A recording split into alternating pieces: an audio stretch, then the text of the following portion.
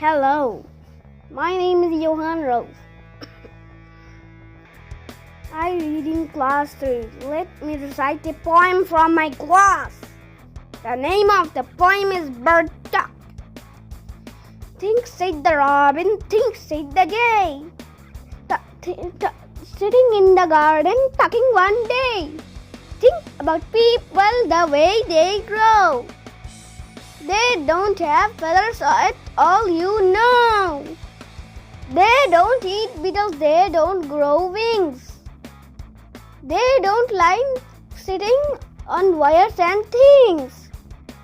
Think, said the robin, think, said the jay. Aren't people funny to be that way?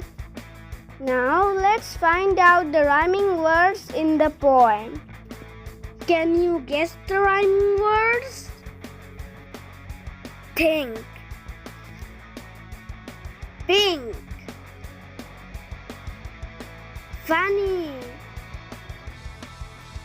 sunny, eat, sit, sing, ring, quaff, and ta-ta, bye-bye. Write down the 6 rhyme. Write down the 6 fill in the blanks. In the next video, I will teach you this. For more Yoha Kids classes, please subscribe.